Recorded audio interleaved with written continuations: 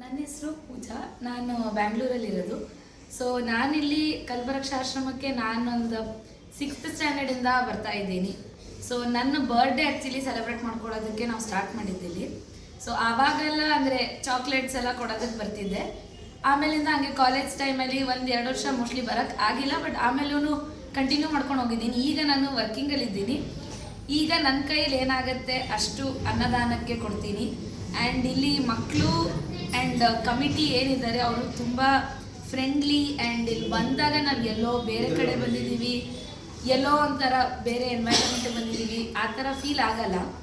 So ಅದಕ್ಕಿಂತ ಹೆಚ್ಚಾಗಿ ಅಂದರೆ ಏನೋ ನಮ್ಮ ಮನೆಗೆ ಬಂದ್ವಿ, ಇನ್ನೊಬ್ರನ್ನ ಮೀಟ್ ಮಾಡಿ ರಿಲೇಟಿವ್ಸ್ನ ಮೀಟ್ ಮಾಡ್ಕೊಂಡು ಹೋಗೋ ಥರ ಫೀಲ್ ಆಗುತ್ತೆ.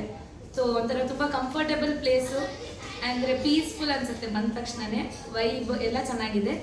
ಇವ್ರದ್ದು ಇನ್ನೊಂದು ಬಾಯ್ಸ್ದಿರೋ ಆಶ್ರಮ ಕೂಡ ಅದು ತುಂಬ ಚೆನ್ನಾಗಿದೆ, ಅಲ್ಲೂ ಹೋಗಿರ್ತೀನಿ ನಾನು.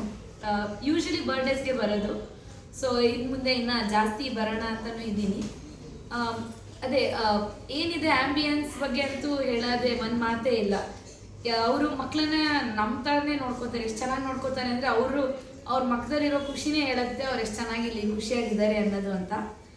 ಆಲ್ ದ ಬೆಸ್ಟ್, ಎಲ್ಲರಿಗೂ ಒಳ್ಳೇದಾಗಲಿ ಅಂತ ನಾನು ನನ್ನ ಸೈಡಿಂದ ವಿಶಸ್ ಹೇಳ್ತೀನಿ.